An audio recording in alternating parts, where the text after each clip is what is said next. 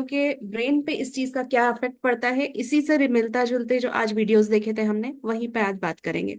सो थोड़ी सी स्टार्टिंग की जो भूमि रेखा रखना चाहूंगी पहले।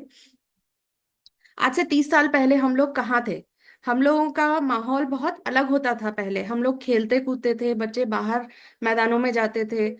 और ज्यादा से ज्यादा मतलब जैसे गिल्ली डंडा के गेम हो गए, या फिर ये तो जो एक तरीके से कम्प्लीटली खत्म ही हो चुके हैं।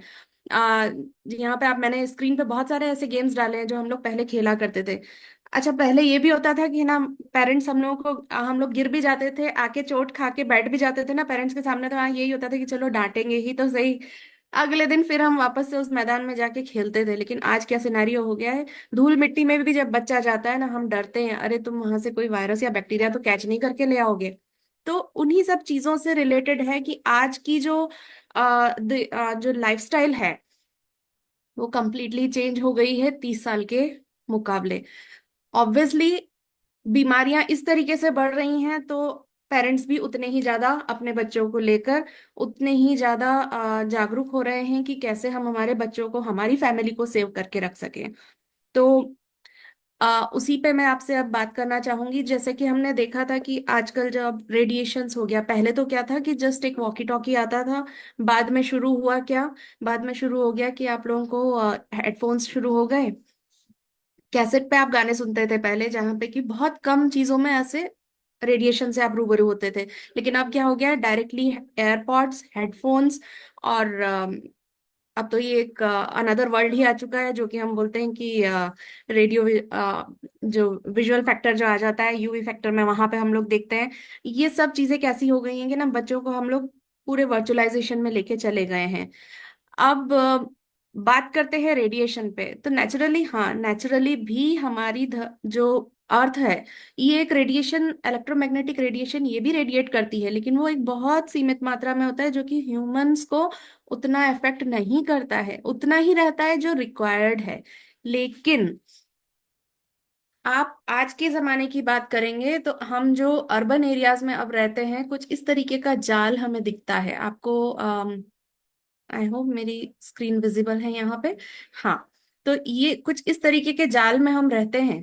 तो जितने भी अर्बन सिटीज हैं यहाँ पे, 3000% के हिसाब से जो ईएमएफ लेवल का एक्सपोजर बढ़ा है। ये एक it's actually eye opener for all of us, कि इतने ज्यादा रेडिएशंस के बीच में हम लोग अब रह रहे हैं। अभी पहले जो इलेक्ट्रोमैग्नेटिक रेडिएशंस होते थे ना, जो 1997 की रिपोर्ट दिखाई थी मैंने आपको यहाँ पे, कि 3000% के हिसाब से बढ़ा था। लेकिन ये जो रिपोर्ट है, दिस शोज कि बिलियंस में, क्वाड्रा ट्रिलियंस में जाके ये बढ़ चुका है। और ये तो सिर्फ 2014 की रिपोर्ट है। अब अगेन यहाँ पे 2000 से लेकर अभी कितने साल और हम आगे आ चुके हैं। तो अभी चल रहा है 2025। अब आप सोच लीजिए हम लोग कहाँ हैं, क्या स्थिति है हम लोगों की, which is thinkable thing right now. अब मैंने लास्ट टाइम भी खैर बात की थी इसके ऊपर, बट इससे पहले आगे बढ़ूं, मैं इसके बारे में एक बार वापस से यहाँ पे बताना चाहूंगी कि जैसे हम लोगों के आयनाइजिंग आयनाइजिंग रेडिएशंस होते हैं और एक नॉन आयनाइजिंग रेडिएशन होते हैं। अभी आयनाइजिंग रेडिएशन क्या होता है, जैसे कि मैं यहाँ पे बात कर रही हूँ आयनाइजिंग रेडिएशन के बारे में। हाँ सॉरी, आयनाइजिंग रेडिएशंस जो होते हैं वो होते हैं हमारे मेडिकल एक्सरेज या फिर रेडियो सोर्सेस। अभी ये कैसी होती हैं, ये वाली जो सेक्शन होता है रेडिएशन का, ये बहुत ज्यादा घातक होता है। यानी कि ये सिर्फ मेगा हर्ट्ज में या गीगा हर्ट्ज में नहीं चलता है, ये काफी ट्रिलियन हर्ट्ज या फिर बिलियन हर्ट्ज में जाता है। तो दिस इज समथिंग, ये मतलब ये अलग अलग फ्रीक्वेंसीज होती हैं कि एक बार में रेडिएशन जो 100 के इस पे घूमता है, वो रेडिएशन यहाँ पे बिलियन टर्म्स तक वो जाता है यहाँ पे। तो ये बहुत ज्यादा घातक होता है। आपने देखा भी होगा जब भी हम लोग एक्सरे के रूम में जाते हैं, तो वहां पे एक अलग तरीके का कोट होता है, जो जो पर्सन एक्सरे निकालता है, और जो क्योंकि उसको एक अलग ही तरीके का कोट दिया जाता है ताकि उसको भी वो रेज हार्म ना करें। तो सिमिलर वे, ये वाले जो रेडिएशंस होते हैं, या फिर रेडियो एक्टिव या फिर न्यूक्लियर रेडिएशंस, जो कि बहुत हार्मफुल होते हैं, डीएनए तक को ये डैमेज कर सकते हैं। तो जनरली इस आयनाइजिंग फ्रीक्वेंसी में जो आते हैं वो लोग जैसे हॉस्पिटल्स में वर्क कर रहे हैं, या फिर बहुत ही ज्यादा रेडिएशन वाला फैक्टर हो गया, Bhabha research and atomic centre हो गया, या फिर इस तरीके के जहाँ पे अनुसंधान होते हैं, वहाँ वहाँ पे ये आयनाइजिंग आयनाइजिंग रेडिएशन बहुत ज्यादा पाया जाता है। अभी नॉन आयनाइजिंग रेडिएशन कैसा होता है, जो हम लोगों के घर में एसी पावर के थ्रू जो करंट आता है आपके घर में, जहाँ पे आपने देखा भी होगा, जो ग्रिड्स होती हैं पूरी इलेक्ट्रिसिटी की, वो थोड़ा कोशिश करके they keep it outside the place. तो वो ऐसा क्यों होता है कि बाहर रहता है, उसका भी हम रीजन देखेंगे कि वहां से कितना फ्रीक्वेंसी निकलती होगी उस जगह पे, कि वो हैजार्डस रहती है, इसीलिए उसको थोड़ा सिटी से बाहर रखा जाता है उस ग्रिड को। सिमिलर वे में आप देखेंगे radios, television, cell phones, microwave oven, wifi router, ये तो कुछ चीजें ही हैं जो मैंने यहाँ पे बताई हैं अभी आप लोगों को। अभी इसी तरीके से मैं आपको जस्ट इतना बताना चाहूंगी, अभी कुछ पॉइंटर्स टच करूंगी जहाँ पे कि जहाँ पे कि मैं ये बताना चाहूंगी किस तरीके से हमारे मोबाइल फोन्स आजकल यूजेज में आ रहे हैं। अब यहाँ पे जैसे आप देख रहे हैं कि मैं बात कर रही थी अभी तक आपसे कि कितना रेडिएशन होता है, क्या होता है। अभी मैं इससे पहले आपको जस्ट एक छोटा सा इंफॉर्मेशन देना चाहूंगी कि देखिए हम लोग पहले तो कैसा होता था ना, एक फोन यूज होता था घर के अंदर।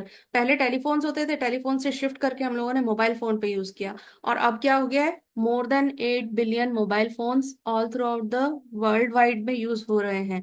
और अगर आप ये देखेंगे कि कितने गैजेट्स यूज कर रहे हैं हम, तो that is somewhere around 20 billion gadgets, wireless transmitting devices, जो कि वर्ल्ड वाइड यूज हो रहे हैं।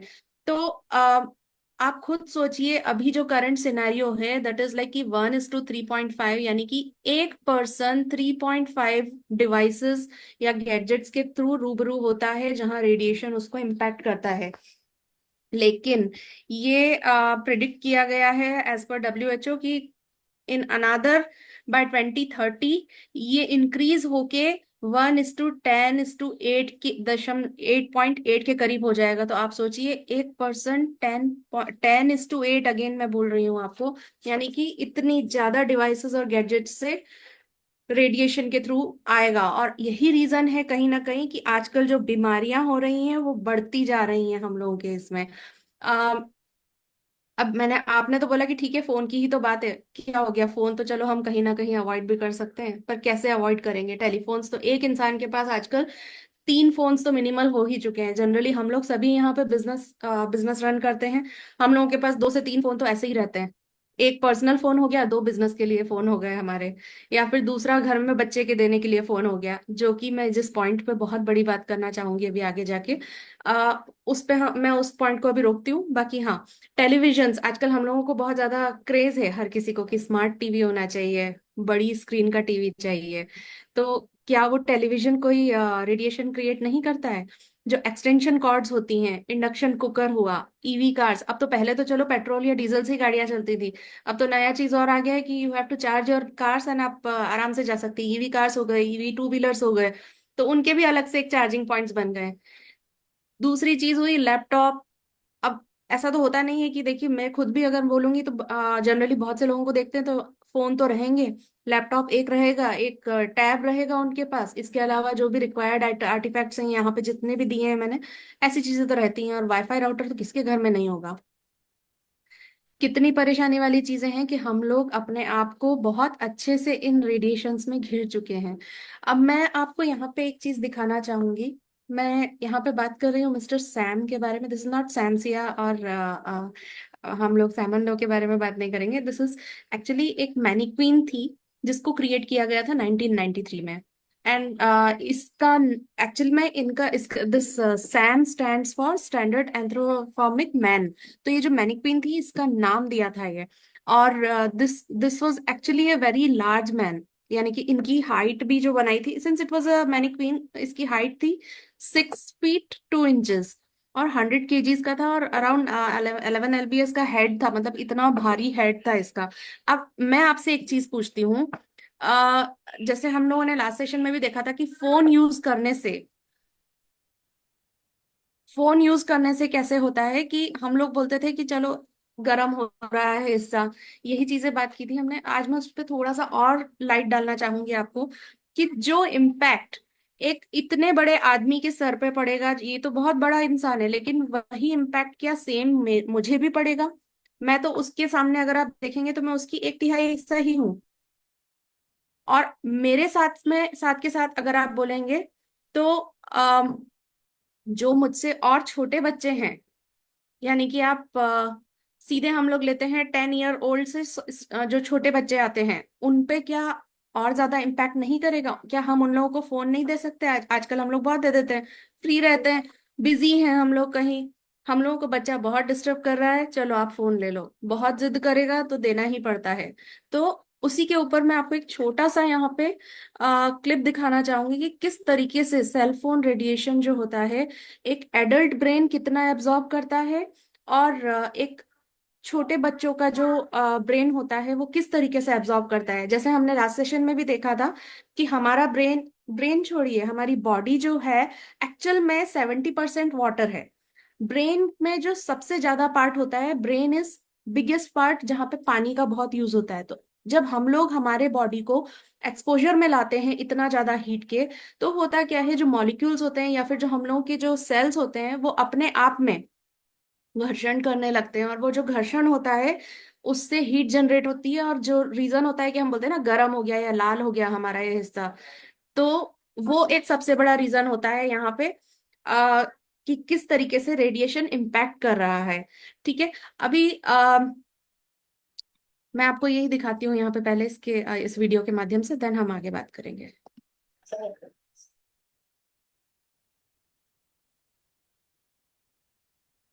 Goes into creating this, and here is what it looks like after a period of 6 minutes. That's really not as bad as it might look, because you see the red area only gets partway through the eye of the adult, right? The one that we're really concerned about is this one with the young child. And this is a 3-year-old brain that we modeled. And you see that by the end of that 6-minute call, the pink radiation, yellow and red, is getting all the way into almost both eyes.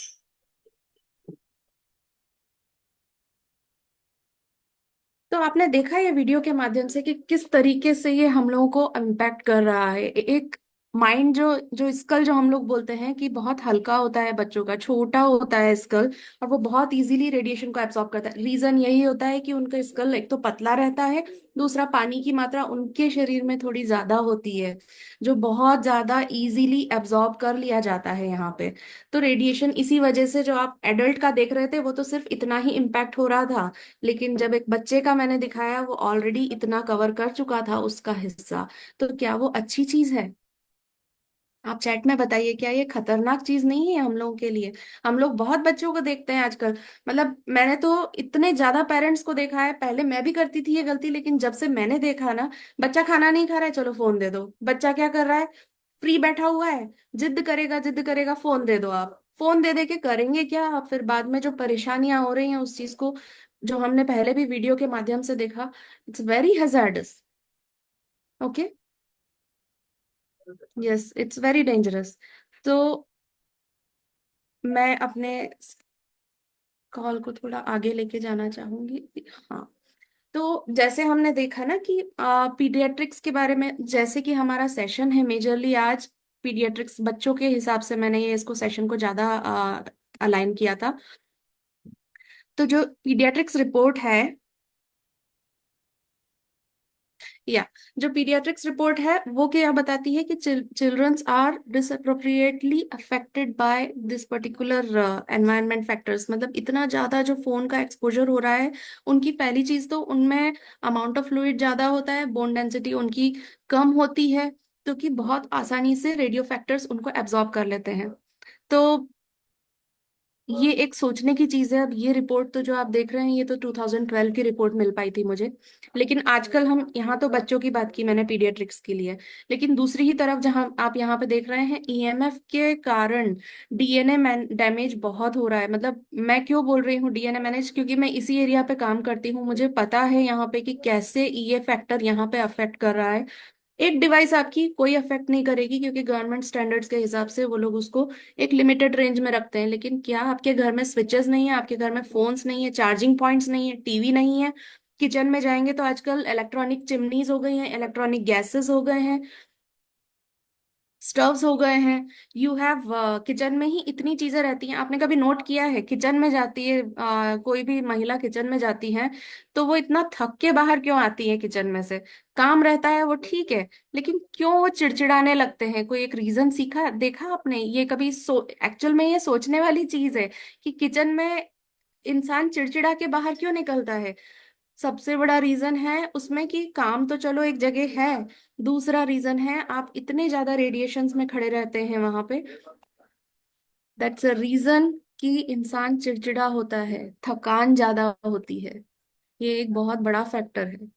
दूसरी चीजें हैं कि inflammatory responses, obviously inflammation आजकल बहुत ज्यादा सुनने में आता है। लोग बोलते हैं हाँ इन्फ्लेमेटरी डाइट्स वगैरह चल रही हैं, बहुत ट्रेंड है। लेकिन इन्फ्लेमेशन एग्जैक्टली है क्या? This is one of the contributing factor है ये हम लोगों के लिए, कि इन्फ्लेमेशन किस तरीके से बढ़ता भी है।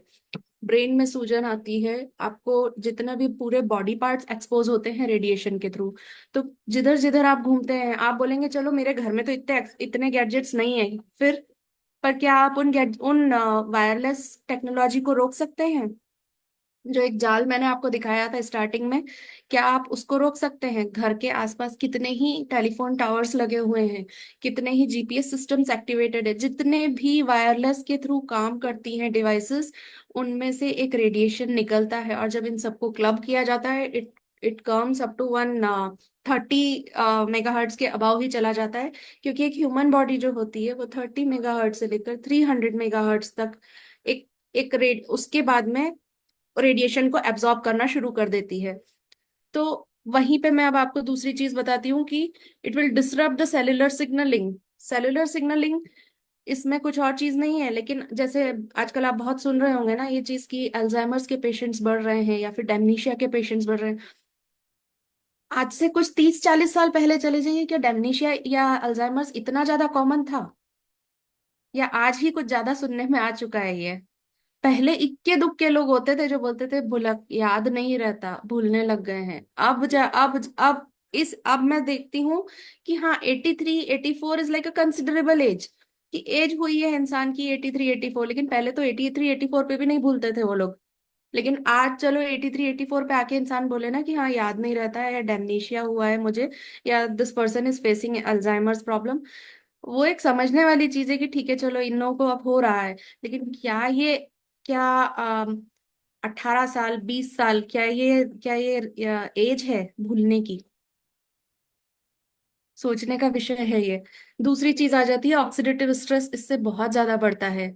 ऑक्सीडेटिव स्ट्रेस कुछ और चीज नहीं है जो कि आपकी बॉडी में कितना ज्यादा ऑक्सीडेशन हो रहा है। हमने कैंगन वाटर के थ्रू भी देखा है कि किस तरीके से वो ऑक्सीडेटिव स्ट्रेस को रिड्यूस करता है। हाँ हमारे साथ में एक बूंद जरूर है कि हाँ हम लोगों को कैंगन वाटर मिला हुआ है। वो क्या करता है, वो जितने भी फ्री रेडिकल्स होते हैं उसको रिमूव करता है, रिड्यूस करता है हमारी बॉडी में।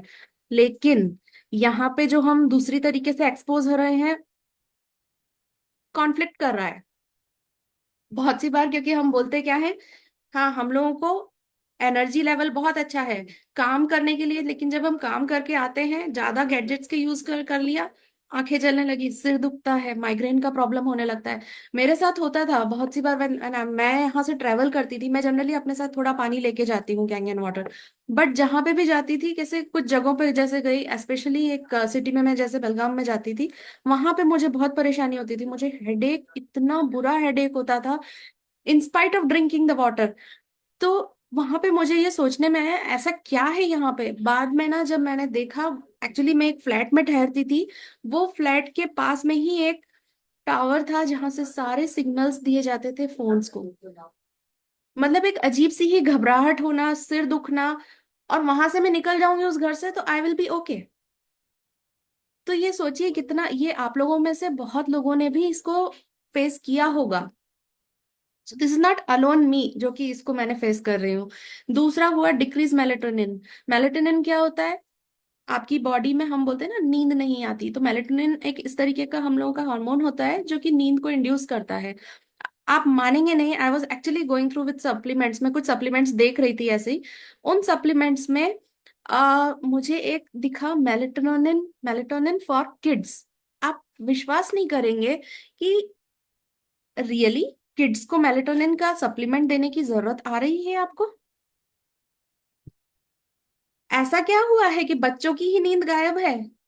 क्यों, रीजन क्या है? रीजन मैं आपको बताती हूँ। यहाँ पे एक तो ब्लू लाइट एक्सपोजर बहुत ज्यादा होता है। ब्लू लाइट एक्सपोजर सिर्फ फोन से ही नहीं, टीवी हो गया या फिर कोई भी स्क्रीन यूजेज हुआ। हम बोलते हैं कि 1 आवर स्क्रीन टाइम हम फिक्स करके रखते हैं हमारे बच्चों का।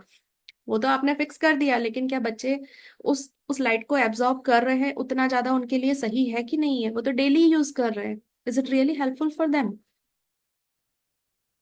तो ये एक चीज सोचने वाली थी यहाँ पर। आजकल जो हम देखते हैं ना, बच्चों की मेमोरी और थिंकिंग पावर ये भी रिड्यूस होती जा रही है। ये रीजन है, बच्चे कंसंट्रेट नहीं कर पाते, बच्चे भी नहीं कर पाते, और हम लोगों में भी आजकल हम देख रहे हैं बहुत से लोग इंसोम्निया से ग्रसित हैं। People are actually facing insomnia problems. वो एक चीज हो गई। मेमोरी, याददाश्त की जो प्रॉब्लम मैं बात कर रही थी, ये बच्चों तक में हो रहा है आजकल। उनको याद ही नहीं रहता है, उनको कंसंट्रेशन ही नहीं रहता है कि हम लोग यहाँ पे बैठ के अपना पढ़ाई कर लें। पढ़ाई में जरूर ध्यान आ जाता है कि हाँ चलो ये बच्चा पढ़ नहीं रहा है, लेकिन ये एक जेन्युइन प्रॉब्लम हम देख रहे हैं कि बच्चे एक जगह पे कंसंट्रेट ही नहीं कर पाते हैं।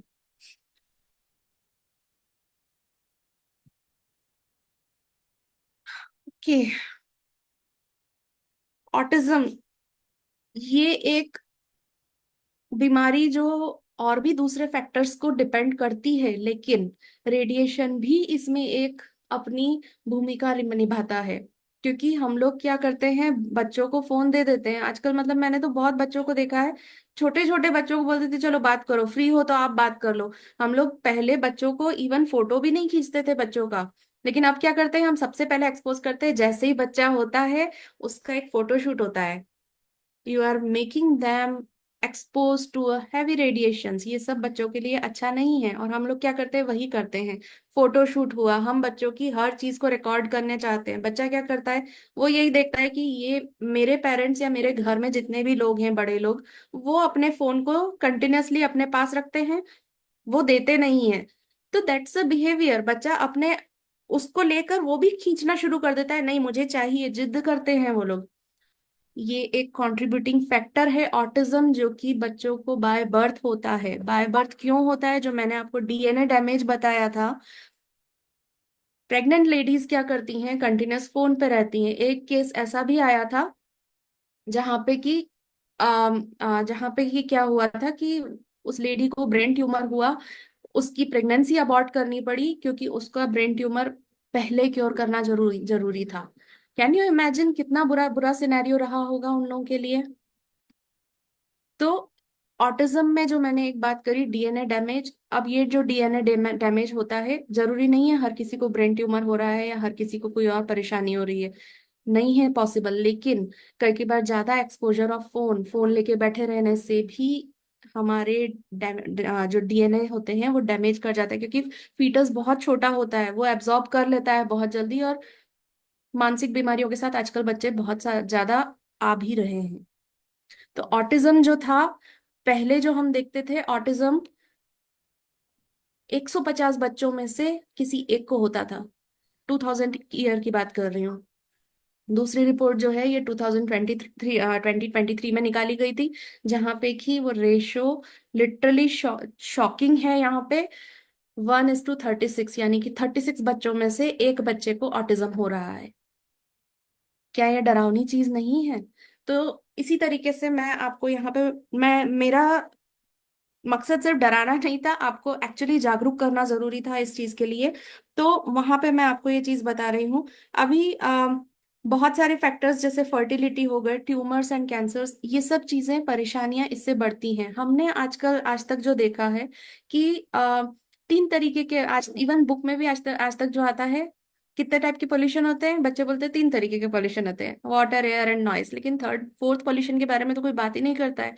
एक्चुअली वो इतना छुपा हुआ पोल्यूशन है जो कि हमें हमारी नेकेड आइज से दिखता नहीं है। यानी कि हम उसको देख भी नहीं सकते, हम उसको फील भी नहीं कर सकते। फील जरूर कर सकते हैं, लेकिन हमें समझ में नहीं आता है कि क्या हो रहा है। लेकिन वो स्मेल या हियर नहीं कर सकते हैं हम। तो उसी तरीके से, तो ये जो मैं आपको यहाँ दिखा रही हूँ कि जो एक ऐसा जंजाल जो बना हुआ है आजकल, किसके घर में फोन नहीं है, किसके घर में वाईफाई कनेक्शन नहीं है। बहुत रिक्वायर्ड है ये चीजें। तो रात में सोते हैं तो भी आपका वाईफाई ऑन रहता है, क्योंकि सोते सोते भी हमें तो फोन चाहिए देखने के लिए। सो थोड़ा ना सकते हैं बिना फोन के। तो कुछ ऐसा एक जाल हमारे घर में चलता रहता है। और ये जाल हमें दिखता भी नहीं है, जो हमारी पूरी बॉडी को भेदता रहता है बार बार। एक बार नहीं, बार बार भेदता रहता है, क्योंकि बाहर से भी सिग्नल्स आते रहते हैं। दीज आर द थीव्स, जो कि धीरे धीरे करके आपके घर में घुस रहे हैं, without knocking your door, without asking your permission. वो आपके घर में घुसते हैं। और आपको इतना परेशानी होती है इन सिग्नल्स की वजह से, जो कि हम लोग आजकल फेस कर रहे हैं। अब फेस क्या कर रहे हैं हम, परेशानियां, आजकल की बीमारियां बढ़ती जा रही हैं। थायराइड हो गया, बहुत सारी बीमारियां हैं। थायराइड तो एक कॉमन सी चीज हो गई है, छोटे छोटे बच्चों को थायराइड होने लगा है। छोटे छोटे लोगों को, मतलब 20-21 साल में मुझे लंग फाइब्रोसिस के केसेस सुनने में आए। चौंकाने वाली चीज है। तो यही है कि हमारे घर में कुछ इस तरीके के उपकरण भी आ चुके हैं, यानी कि टेक्नोलॉजी जैसे जैसे बढ़ती जा रही है, टेक्नोलॉजी, नई टेक्नोलॉजी को यूज करना एक अच्छी चीज है। और मैं नहीं बोलती कि हम नहीं यूज करेंगे तो रह पाएंगे, ऑब्वियसली हम सब आउटडेटेड हो जाएंगे अगर नहीं यूज करेंगे तो। लेकिन जैसे जैसे टेक्नोलॉजी बढ़ रही है, उसके लिए ही हमें, हमारी सेफ्टी के लिए भी कुछ चीजें एटलीस्ट अब आ गई हैं। तो वो भी हमें देखना चाहिए कि हम कैसे अपने आप को, टेक्नोलॉजी को यूज करते हुए विद द नेक्स्ट टेक्नोलॉजी अपने आप को सेव कैसे करें। तो जो मैं रेडिएशन एक्सपोजर के बारे में बात कर रही थी, हमारा जो मैंने आपको एक जाल दिखाया था पूरा, वो पूरा जाल कैसा है, चलता रहता है। और उसी की वजह से हमारे बॉडी पार्ट्स के एक एक हिस्से को वो अफेक्ट करता है। और जो एक एक हिस्सा जो यहाँ पे आप देख रहे हैं, इनमें कहीं पे भी एक, हर एक का एक अलग अलग लेवल होता है कि कितने लेवल पर ये जाके एब्सॉर्ब करेगा। तो बहुत सारे लोग आजकल, हम नहीं सुन रहे, कैंसर तो इतने वैरायटी ऑफ कैंसर्स आ रहे हैं। खान पान अपनी जगह पे है, लेकिन वैरायटी बोल रही हूँ, I am sorry, but there are different different kind of cancers which are coming. तो वो ये तो एक, आपने हाँ, ये तो इट्स आपने एक्चुअली इट्स वो सोचने वाली चीज थी। मतलब मैं भी जब पहले इसके बारे में पढ़ती थी ना, आई यूज टू थिंक, अरे ये कैंसर कैसे हो गया। People are coming with lung cancer. Lung cancer किसको हो रहा है, ना तो पर्सन स्मोक कर रहा है, ना he is having any kind of eating habits of tobacco और एनीथिंग, पर फिर भी उसको लंग कैंसर। लंग कैंसर क्यों हो रहा है, अभी पोल्यूशन बाहर इतना हो चुका है। दूसरा फैक्टर हो चुका है कि स्मोक नहीं, स्मोक कर रहा है फिर भी उसको हो रहा है। क्यों? ऐसे कई दो केसेस देखे, स्मोक करते हुए कई साल हो गए लेकिन उसको लंग्स बिल्कुल बढ़िया है। दूसरा एक फैक्टर ऐसा है, जिसने कभी भी लंग, मतलब स्मोक भी नहीं किया, कुछ नहीं किया, नो बैड हैबिट्स, स्टिल उस पर्सन को लंग फाइब्रोसिस का प्रॉब्लम आया। क्यों? पैसिव, प्लस उस बॉडी, उसकी जो बॉडी थी वो कितना एब्जॉर्ब कर सकती थी। एक जीन्स होता है कि कितना आपका जेनेटोलॉजिकली आप उस चीज को एब्जॉर्ब कर सकते हैं। हर एक इंसान का अलग अलग सहन शक्ति होती है, जो हम बात करते हैं ना। तो every person have a different different kind of genes which they come, तो वो उसको जेनेटिक ससेप्टिबिलिटी जो हम बोलते हैं वो है। ओके। और यहाँ पे जैसे मैं बात कर रही थी आपसे कि जैसे रेडिएशन एंड फीमेल हेल्थ, अभी रेडिएशन की वजह से बहुत सारे फैक्टर्स, आजकल आईवीएफ सेंटर्स में जा रहे हैं लोग, इतनी लाइन लगी पड़ी है वहां पे। रीजन क्या होता है, बहुत सारे रिप्रोडक्टिव ऑर्गन्स के ऊपर ये चीज इम्पैक्ट कर रही है। जो, क्योंकि आप आजकल देखेंगे बहुत छोटी छोटी एज की लड़कियों को भी रिप्रोडक्टिव प्रॉब्लम्स हो रही हैं। रीजन यही है कि हम, भले ही अगर वर्किंग है तो बहुत ज्यादा प्रॉब्लम हो सकती है, because they are surrounded by an number of gadgets in the office. वहां पे बड़े बड़े सर्वर्स लगे रहते हैं, उनका मोबाइल लैपटॉप, वो खुद एक मोबाइल के बीच में नहीं बैठती हैं, thousands of laptops and mobiles are there. 8-8 9 9 हजार के लोग, पॉपुलेशन में लोग वहां पे एक बिल्डिंग में रहते हैं। तो कैन यू इमेजिन कितने ज्यादा वहां पे स्ट्रॉन्ग टावर्स या फिर नेटवर्क कनेक्टिविटी रहती होंगी। तो ये तो चलो वर्किंग लोगों के लिए हो गया। जो नॉन वर्किंग लोग होते हैं, उनको भी हम ये नहीं बोल सकते कि नहीं, इनको तो नहीं होगा। घर में ही इतनी चीजें हैं, कुछ नाम गिना दूं। आपके घर के आसपास में ट्रांसफॉर्मर्स ऐसे ही लगे रहते हैं, वाईफाई हो गया, फोन्स, मोबाइल फोन्स, घर में अगर 4 जने भी होंगे, एक जने के पास में 2 फोन्स तो जरूर मिलते ही मिलते हैं। तो फोन्स हो गए आपके पास में, लैपटॉप हो गया, टैब हो गया, यू हैव घर के जो प्लग्स हो गए आपके, टेलीविजन है, देन फ्रिज है, रेफ्रिजरेटर कंटिन्यूसली कंटिन्यूसली चलता है आजकल। तो लोगों को OTG and microwave, all these things are required ना।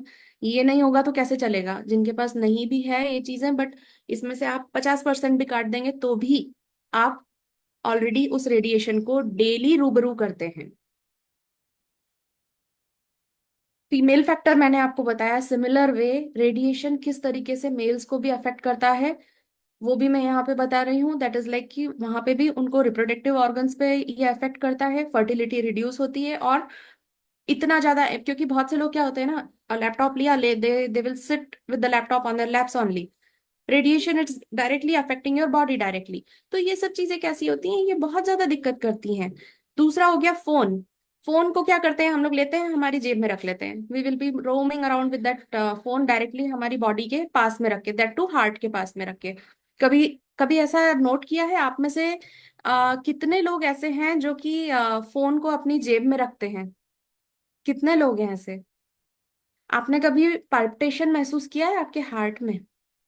एकदम से हार्ट बीट बहुत जोर से सुनाई देने लगती है। ये बहुत गलत यूजेज है एक्चुअली। फोन को बिल्कुल भी अपने हार्ट के पास मत रखिए। जब तक एमगार्ड नहीं है तब तक तो, और इवन एमगार्ड होने के बाद भी मत रखिए, क्योंकि वो बहुत दिक्कत करता है, हार्ट के पाल्पिटेशंस को बढ़ाता है।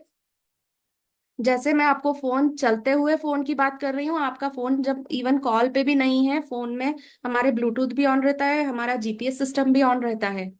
तो ये सारी तकलीफें होती हैं इससे। तो ये चीजें हमें अवॉइड करनी है, क्योंकि ये सिग्नल्स कंटिन्यूअसली चल रहे हैं।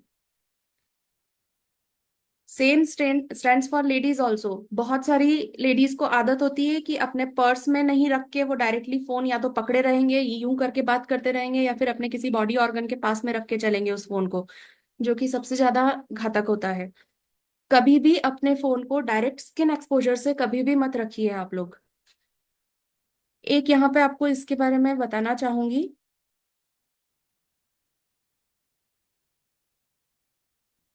तो अभी उस पॉइंट पे मैं आती हूँ, उससे पहले मैं आपको जस्ट एक लिस्ट डाउन करा देती हूँ बहुत सारी प्रॉब्लम्स, क्योंकि मैं भी बहुत सारे क्लाइंट्स जैसे देखती हूँ मुझे, आप मानेंगे नहीं, 100 में से 50 लोग ऐसे बोलते हैं हमें नींद नहीं आती है रात में।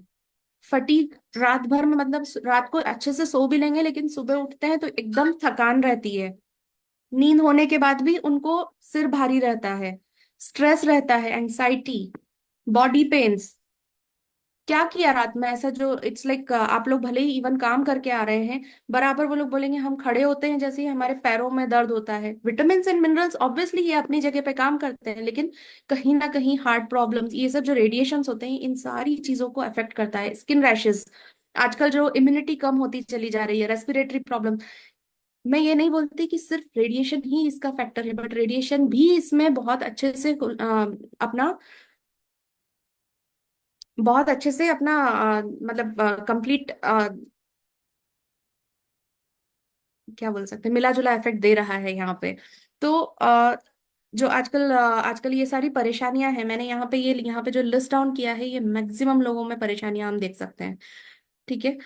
अब हाँ, एक रिपोर्ट आई थी जिसमें हमने देखा था कि ज्यादा यूजेज या फिर ज्यादा एक्सपोजर में रहते हैं जब हम किसी इलेक्ट्रोमैग्नेटिक फील्ड के एरिया में, उससे ग्लू ग्लियोमा है नाम का एक ब्रेन कैंसर है, this is one kind of brain cancer जो कि वायरलेस फोन के यूजेजेस से बढ़ रहा है। ये आई थी रिपोर्ट 2011 में। It is to 2025 now.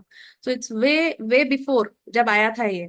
और अब आप जो देख रहे हैं आजकल ब्रेन कैंसर के जो केसेस हैं, ट्यूमर के केसेस हैं, बहुत नॉर्मल सी चीज है। हाँ, हुआ है। कभी आप मानेंगे नहीं, जिन जिन लोगों को ऐसे केसेस हुए हैं ना, उनसे पूछा गया कि अच्छा आपको, जैसे if you are a right handed person और अ लेफ्ट हैंडेड पर्सन, उनसे पूछा जाता था अच्छा आप राइट हैंडेड हैं तो आपको राइट साइड में जहाँ पे फोन रख के आप बात करते हैं ना, उसी जगह पे जहाँ फोन टच रहता था, उस जगह पे ट्यूमर डेवलप हुए हैं। एक का नहीं, बहुत रिपोर्ट्स देखी हैं ऐसी। तो दिस इज समथिंग जो कि सोचने वाली चीज है कि हम कितना ज्यादा टेक्नोलॉजी का यूज नहीं, मिसयूज कर रहे हैं यहाँ पे। तो दीदी। उस चीज को हम कैसे, हम अपने आप को सेव करके चलें, तो वहां पे हम अपने आप को जितना रेडिएशन से रोक सकते हैं। नाउ आपको एक और एक जो she is a doctor, doctor Magda Havas. इन्होंने एक्चुअली रिसर्च की थी पूरा इलेक्ट्रोमैग्नेटिक पोल्यूशन के ऊपर, जो फोर्थ पोल्यूशन की जिसके बारे में मैं बात कर रही थी आपसे। उन्होंने पूरा फोकस किया था कि किस तरीके से हमारे बायोलॉजिकल इफेक्ट्स, मतलब बायोलॉजिकल जो होता है वे, उस पे किस तरीके से इलेक्ट्रोमैग्नेटिक रेडिएशन अफेक्ट करता है। तो दीदी उसमें वहां आपकी, पे दीदी आवाज आ रही है? दीदी आपकी स्क्रीन शो नहीं हो रही, आपने स्क्रीन शेयर कर रखी है क्या? हाँ, मैंने स्क्रीन शेयर कर रखी है। हाँ दीदी, काफी समय से स्क्रीन नहीं आ रही, आप स्क्रीन शेयर कीजिए ना। ओ, ओके। Is it visible? अभी दिख रहा है? हाँ दीदी अब दिख रही है। ओके, डिस्कनेक्ट हो गया था, सॉरी। या दीदी कंटिन्यू कीजिएगा। ओके। हाँ, तो ये जो है डॉक्टर मैग्दा हवर्स जो है, इन्होंने पूरा एक इलेक्ट्रोमैग्नेटिक रेडिएशन के पोल्यूशन के ऊपर पूरा चेक वर्क किया था। तो she is a PhD holder actually. इन्होंने देखा था कि उस रिपोर्ट में उन्होंने देखा कि क्या क्या सिम्टम्स ऐसे दिखते हैं, जैसे कि लोगों को हांफना बहुत आता है, चलते हैं तो बहुत हांफते हैं, नॉर्मल चलने में भी हांफते हैं। कॉन्स्टिपेशन जिससे बॉडी में बहुत ज्यादा बढ़ जाता है, हेडेक हुआ, थकान लगना, डिफिकल्टी कंज्यूमिंग, मतलब जैसे आप कहीं पे भी कुछ कंसंट्रेट कर रहे हैं, कुछ फोकस करके काम करना है, वो नहीं हो पाता है, हाथ पैरों में ना ऐसे झंझनी आना, ये सब जो प्रॉब्लम है ना। क्योंकि होता क्या है, कहीं आपको ये थोड़ा ना बोलेगा बॉडी की, अरे आपके बॉडी में सेल ऑक्सीजन की कमी हो रही है। वो तो सिम्टम शो करके देगा ना आपको कि सर्कुलेशन बराबर नहीं हो रहा है, हाफना हो रहा है, सर दर्द हो रहा है, फटीग हो रहा है, थकान लग रही है। लेकिन एक्चुअल में रीजन क्या हो रहा है, आपका ऑक्सीजन जो हो रहा है वो प्रॉपर ट्रांसपोर्ट नहीं हो पा रहा है सेल्स में। तो हमने ये इवन कैंगन वाटर के इसमें भी देखा था कि किस तरीके से जो पानी हम पीते हैं वो कितना हमारे शरीर में कितना अच्छे से अफेक्ट करता है, पानी अंदर जाके कैसे सेल्स की विस्कोसिटी बढ़ाता है, यानी कि सेल्स अच्छे से तैरते हैं, प्रॉपर ऑक्सीजन जनरेट करते हैं। सिमिलर वे जब हम हमारी बॉडी में पानी दे रहे हैं, एटलीस्ट हमें, हम तो कुछ लोग हैं जो, हम लोगों के लिए तो ये वरदान है कि कैंगन वाटर हमारे पास है। लेकिन सिर्फ कैंगन वाटर या खान पान उस चीज को नहीं कर पा रहा है अभी पूरी तरीके से। कई लोगों को तो, मतलब मैं तो खुद यूजर हूँ कैंगन वाटर के 3 साल से, बहुत सारे बेनिफिट्स अपने ऊपर देख लिए। मेरे बहुत सारे क्लाइंट्स को इससे बहुत अच्छे बेनिफिट्स भी आए हैं। लेकिन जो हेडेक होता है, जो थकान हो रही है, अभी उसका मैं क्या करूं? काम करती हूँ, काम तो मुझे करना ही है, मेरी आंखें जलती हैं बहुत सी बार जब मैं लैपटॉप को ज्यादा देखती हूँ। तो मुझे जब पता पड़ा था कि हाँ there is some technology which it came, मैं तब से मतलब थी कि ये जरूरी चाहिए मुझे। तो ऐसी ही कुछ टेक्नोलॉजी के बारे में हम, आप सभी जानते हैं, एमगार्ड के बारे में हम आगे देखेंगे, वो किस तरीके से हमें सपोर्ट करता है। एक छोटा सा एक वीडियो क्लिप प्ले करूंगी आपके सामने अभी, उसको देखिए कि किस तरीके से हमारे शरीर पे जो रेडियो एक्टिव जो किरणें होती हैं ये किस तरीके से अफेक्ट करती हैं। जस्ट, अच्छा, मैंने आपको जो वो वीडियो दिखाया था, ये कितना जो स्काल्प पे जो है, वो मात्र 6 मिनट का था। सिर्फ 6 मिनट के एक्सपोजर में इतनी परेशानियां हुई थी। अभी ये तो चलो हम 10 मिनट से लेकर 15-20 मिनट तक का देखते हैं, आधा घंटे का देख रहे हैं। सो So what we can do is you get on your phone for maybe close to about half an hour, holding it, and then we'll check again and see how does the capillary blood look like. It looked like my first blood test result was clean, with no signs of blood clotting or blood clumps. But would just 30 minutes of cell phone usage really do any harm at all to my body? I hope not. Let's find out. Let's have a look. So you can see all the cells now being stacked. See all of them. You cannot see those loose cells. You can see most of the cells now all stacked. Clumped up together, right? Exactly, exactly. Just look at that. The big message is always to try to reduce our exposure. It's almost impossible not to use, but try to be a bit more cautious in the usage. The thing is, I know you say it's better to reduce. It's impossible for somebody like me, and I'm sure there's lots of people out there that also need to be holding their phones. So, is there anything I can do? This is the device that can actually help harmonize your electromagnetic frequency wave. And you want to see how it works? Sure. Come. With the environment harmonizer turned on beside me, Dr. Roland and I proceeded to do a third blood test to see just how well this technology supposedly suppresses EMI. Okay, so this looks completely different to the last test, doesn't it? Yep. Clearly looks different, lesser rule of formation. Okay, तो हमने जो ये यहाँ पे video देखा अभी कि किस तरीके से हमारे सेल्स जो हैं ये क्लटर्ड हो जाते हैं just half an hour usages के, फोन को आधा घंटा यूज किया उतने में ही। अभी कुछ सालों पहले हम लोगों ने 2023 में एप्पल ने एक्चुअली ये वाला जो पर्टिकुलर मॉडल था आईफोन 12 वो रिलीज किया था, लेकिन उस टाइम पे इसमें इतने ज्यादा इलेक्ट्रोमैग्नेटिक रेडिएशंस थे जिसकी वजह से इस वाले पर्टिकुलर मॉडल को उन्हें रोकना पड़ गया था। एंड आप मानेंगे नहीं कि इतना ज्यादा आरएफ फैक्टर जो होता है ये एक्चुअली ये अच्छा नहीं होता है हमारी बॉडी के लिए, और बहुत ज्यादा एक्सपोजर से तकलीफें हो रही हैं। अब आजकल जैसे हम लोग जब तक हमारे पास नहीं है कुछ चीज, हम कब तक स्पीकर फोन पे बात करेंगे, हेडफोन्स पे बात कीजिए, या फिर सिमिलर एक्सेसरीज, या फिर अभी हम लोग आजकल क्या करने लग गए हैं, आजकल ब्लूटूथ की बहुत ज्यादा यूजेज हो गया है। हैंड्स फ्री जाते हैं हम लोग बहुत ज्यादा, तो वो हैंड्स फ्री तो हम यूज कर ही रहे हैं, लेकिन होता क्या है, जैसे हमने पिछले सेशन में भी देखा था कि माइक्रोवेव फ्रीक्वेंसी जो होती है, माइक्रोवेव रेडिएशन होता है एक, तो ये एक तरीके का रेडिएशन होता है। अभी माइक्रोवेव रेडिएशन में क्या होता है, जनरली जितने भी माइक्रोवेव्स होते हैं उसमें ये पर्टिकुलर रेडिएशन यूज होता है। अभी हम लोग क्या कर रहे हैं, जो एक छोटा माइक्रोवेव होता है ना, वो हम लोग डायरेक्टली हमारे ईयर्स में लगाते हैं कि you are directly getting impacted. अब यू आर, जब हम लोग इसको ईयर्स में डाल रहे हैं किसी ब्लूटूथ डिवाइस को, तो जैसे आपका आईफोन एयरपॉड्स हो गए, या फिर आपने जैसे ये लगा लिया, ब्लूटूथ लगा लिया, तो क्या कर रहे हैं हम, डायरेक्टली ब्रेन के एक्सपोजर में बहुत क्लियर, बहुत पास दे रहे हैं, क्योंकि वो अंदर जाके बैठ रहा है सीधे। वो हीटिंग भी क्रिएट करेगा। बहुत सारे लोग आजकल क्या करते हैं, गाड़ी चलाते चलाते ब्लूटूथ लगा के या फिर ये जो एयरपॉड्स हैं ये लगा के चलते हैं। बहुत केसेस सुनने में आए हैं कि they have lost their hearing power, उन लोगों को सुनने की क्षमता खत्म हो गई है। तो क्यों हो रहा है ऐसा? आवाज तो अपनी जगह है, लेकिन दूसरी चीज है जो हीट क्रिएट हो रही है अंदर। आप सोच लीजिए, एक छोटा सा माइक्रोफोन अंदर बैठा, माइक्रोफोन आई एम सेइंग, एक छोटा सा माइक्रोवेव आपने अंदर बैठा दिया है, वो क्या काम कर रहा है, वो पका रहा है जल्दी जल्दी। अब पकाने का काम, माइक्रोवेव का काम क्या होता है, to cook. What you are doing, you are directly cooking your brain. पानी सबसे ज्यादा हमारे ब्रेन में होता है, जो शरीर का हिस्सा है उसमें ब्रेन में बहुत पानी होता है। आप उसी को सुखा रहे हैं वहां पे। आप सुखाएंगे तो क्या होगा, हमने जो कुछ दो वीडियोस देखे थे, सिमिलर इफेक्ट दिखेगा, and that is a problem what we are facing. हमने लास्ट टाइम भी एक एग्जांपल लिया था, सब्जियों का जो एग्जांपल था, जो पत्तेदार सब्जियां होती हैं या फिर जो पानी वाली सब्जियां होती हैं, उसको हम कुक करते हैं तो वो बहुत जल्दी कुक होके सिकुड़ जाती हैं। कभी आपने देखा होगा, बहुत सी बार बहुत जल्दी सिकुड़ जाती हैं। लेकिन जो पानी वाली सब्जी नहीं होती, वो कैसा होता है, उसको कुक होने में थोड़ा टाइम लगता है, करेक्ट, और वो उतना जल्दी काम भी नहीं करता। अभी ये मैं जो आपको ये एग्जांपल दे रही हूँ ताकि ये आपको बहुत इजीली समझ में आए कि किस तरीके से वो माइक्रोवेव जो फ्रीक्वेंसी आती है इस हेडफोन्स या फिर ईयरफोन्स में, वो इस तरीके से हमारे ऊपर अफेक्ट करती है।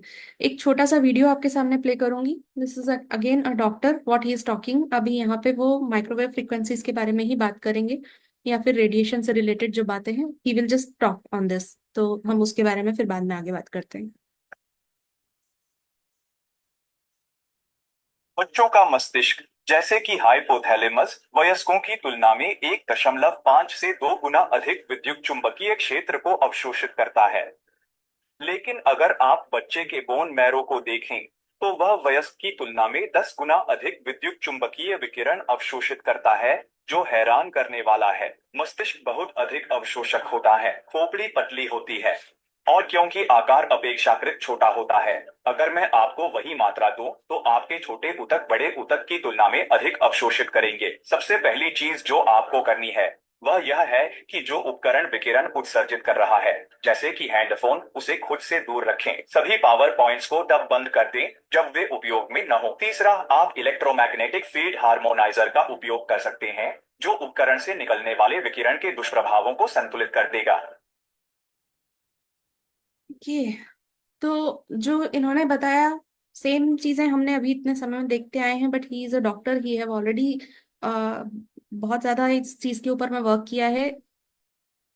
तो वहां पे जब मैं आपसे पहले भी बोली थी कि हमारी बॉडी जो होती है रेडियो फ्रिक्वेंसी एनर्जी को एक लेवल पे आके एब्जॉर्ब करने लगती है, तो जैसे ही 30 मेगाहर्ट्ज से लेकर 300 मेगाहर्ट्ज तक आता है, हमारी बॉडी उसको कंप्लीटली एब्जॉर्ब कर लेती है। और सिर्फ बॉडी की जब मैं बात कर रही हूँ, आपका डिफरेंट डिफरेंट ऑर्गन इम्पैक्ट होता है। तो लोगों को जरूरी नहीं है किसी एक को एक ही बीमारी आएगी, दूसरे को भी सेम बीमारी आएगी, नहीं। हर एक को अलग अलग सिम्टम्स शो करेगा, डिफरेंट डिफरेंट प्रॉब्लम्स आ सकती हैं। कई लोग बोलेंगे अरे हमें तो कुछ भी नहीं हुआ, हम तो अच्छे खासे चल रहे हैं, लेकिन हाँ, कब तक? ऐसा नहीं है कि वो चीज आपको अफेक्ट नहीं कर रही है, अफेक्ट तो कर रही है। लेकिन जैसे मैंने जेनेटिक्स के बारे में बात की थी कि जेनेटिक ससेप्टिबिलिटी जो होती है वो हर एक इंसान की, हर एक इंडिविजुअल इंसान अलग अलग रेंज पे सेंसिटिव रहता है। तो सबकी एक सहन शक्ति होती है, वो अंदर कितनी ही बार वो चीज उनको प्रॉब्लम क्रिएट कर चुकी होगी, लेकिन बॉडी उससे लड़ रही है। अब पहले तो इतने कैंसर के पेशेंट्स नहीं आते थे, पहले तो इतने ट्यूमर वाले पेशेंट्स नहीं आते थे, पहले हार्ट रिलेटेड प्रॉब्लम्स इतनी नहीं आती थी। लेकिन अब क्या हो रहा है, एकदम से एक जो बोलते हैं ना फ्लड आना। जब देखो पेपर में it would be heart attack, it's a cancer, इतने लोगों को ये हो गया है, अरे ऐसा क्या हो गया? रीजन यही है कि हम इतने समय से उस रेडिएशन में घूम रहे हैं, वो रेडिएशन धीरे धीरे करके अब अफेक्ट कर रहा है लोगों को। तो दिस इज वन फैक्टर। ये भी एक एडेड फैक्टर है हमारे साथ में कि बीमारियां बढ़ रही हैं। अब ये जो मैं आपको ऑर्गन्स का मैंने एक चार्ट पहले भी दिखाया था, ये डिफरेंट डिफरेंट फ्रीक्वेंसीज होती हैं जहाँ पे कि हर एक बॉडी ऑर्गन उसको एब्जॉर्ब करता है। लेकिन मेजर जो मैं आपका यहाँ पे ध्यान खींचना चाहूंगी, कोई सी भी बीमारी आपके शरीर में स्टार्ट करेगी 58 मेगाहर्ट्ज की फ्रीक्वेंसी पे। जैसे ही वो 58 मेगाहर्ट्ज की फ्रीक्वेंसी हिट करा, आपके शरीर में कोई ना कोई परेशानियां स्टार्ट हो जाएंगी। ओके। आ, ये वीडियो मैं स्किप करना चाहूंगी, या फिर दिखाऊं यहाँ पे, क्योंकि अभी हाड़ा सर के वीडियो के माध्यम से हम लोगों ने ऑलरेडी देखा था। आ, मैं शो करूं या ऑलरेडी ये रिपीट हो जाएगा? स्किप कर ठीक है, सकते हैं। स्किप कर सकते हैं ना? ओके। तो हम लोगों ने अभी ऑलरेडी देखा था कि किस तरीके से मनीष जी और हाड़ा सर इन लोगों ने अभी एक रूम में कैसे फ्रीक्वेंसीज को ये किया था कि कितना ज्यादा कितने एरिया तक वो फ्रीक्वेंसी उसको कवर कर रही है, कितना रेडिएशंस को हार्मोनाइज कर रही है। अभी जिस प्रोडक्ट के बारे में हम लोग जो बात कर रहे हैं, दैट इज एमगार्ड, जिस जो कि क्या काम करता है, ये इलेक्ट्रोमैग्नेटिक नॉइस रेडिएशन जो होता है, ये उसको रोकता है। ठीक है। यहाँ पे मैं आपको ये नहीं बोल रही हूँ कि जो रेडिएशन आ रहा है ये उसको कट डाउन करेगा, नहीं। कोई भी बॉडी, कोई भी गवर्नमेंट बॉडी या कोई भी इस चीज को अलाउ नहीं करेगी कि आप उनके वहां पे जाके जैमर्स लगा दें। जैमर्स लगाएंगे तो तकलीफ हमको भी होगी, हर किसी को होगी, क्योंकि आपको सिग्नल ही नहीं मिलेगा। आजकल की लाइफ तो ऐसी हो गई है कि बिना फोन के, बिना इंटरनेट के काम ही नहीं चलता है। लेकिन हाँ, अब जो रेडिएशन है उसके साथ में हम अपने आप को कैसे सेव करके चलें, तो this is a technology, next technology, जहां पे इन्होंने बहुत ब्रेनी वे से इस टेक्नोलॉजी को सामने किया है, ताकि जितनी भी परेशानियां जो रेडिएशन है वो उसको जैम नहीं कर रहा है, उसको हार्मोनाइज कर देता है। जो नॉइस हम लोगों को प्रॉब्लम क्रिएट कर रही है फॉर अ ह्यूमन बॉडी, तो कम से कम वो सप्रेशन हो जाता है वहां पे उस नॉइस का, और हम लोगों के पास का जो एनवायरनमेंट होता है वो कवर्ड अप हो जाता है, and we are in a kind of bubble. जैसे यहाँ पे 8 मीटर्स यानी कि 26 फीट तक का आप कवरेज ले लेते हैं इसके अंदर, तो इस बबल में आप अपनी फैमिली के साथ में यहाँ सेव्ड हैं। So this is how beautifully this Vanguard actually works. तो हाँ, अभी मैं आपको, जैसे ये तो मैंने आपको ऑलरेडी दिखा दिया था कि किस तरीके से सेल हमारे क्लटर्ड अप होते हैं। एमगार्ड को नहीं यूज करने पर किस तरीके से ऑक्सीजन सप्लाई कम हो जाता है और ये सेल्स ऐसे चिपक से जाते हैं। और वहीं जब हम 20 मिनट के बाद में, मतलब एमगार्ड को टर्न ऑन कर दिया, सेम वे आप जब टर्न ऑन करते हैं तो प्रॉपर ऑक्सीजन सप्लाई जो मिलना चाहिए था हमारे सेल्स को, वो मिलने लगता है और वो खुल के तैरते हैं। तो इस तरीके से माहौल बन जाता है और विस्कोसिटी बराबर रहती है। कोलेस्ट्रॉल का जो इशू आ रहा है, हार्ट अटैक के जो इश्यूज आ रहे हैं, उसमें ये भी एक बहुत बड़ा कंट्रीब्यूटिंग फैक्टर है। ओके।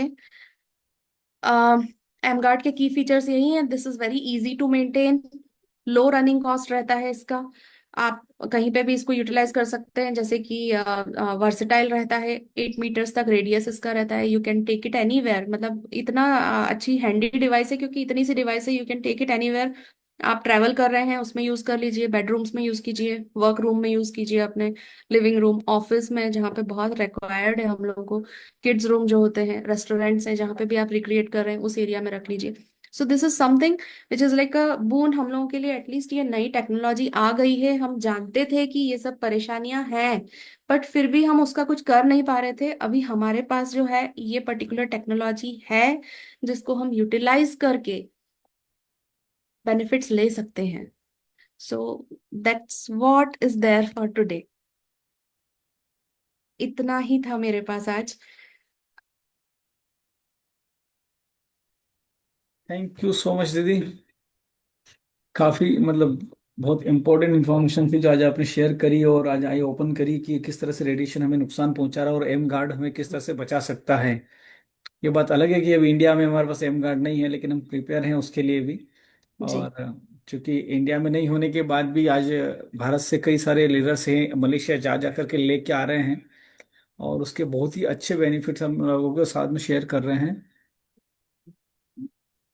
तो हमने देखा है कि प्रोडक्ट इम्पोर्टेंट है, हमें इसके बारे में जानकारी जरूरी है, अवेयरनेस जरूरी है। अगर इस तरह से हम लोग इस प्रोडक्ट का समझेंगे तो आने वाले समय में रेडिएशन से होने वाले दुष्प्रभाव से अपने परिवार और अपने अपने नियर एंड डियर्स को हम लोग सेव कर सकते हैं, जिस तरह से हम कैंगन वाटर से कई लोगों की मदद कर रहे हैं। एक और प्रोडक्ट हमारे बीच में है जिसको लेके हम लोग काफ़ी एक्साइटेड हैं, आज हमारी पूरी टीम एक्साइटेड है। और आज के स्पेशल जूम मीटिंग में समय देने के लिए आपका बहुत बहुत धन्यवाद। दीदी अगर समय आप दें तो मैं 10 मिनट या 5 मिनट के लिए कुछ लोगों को हैंड रेस करें जिनका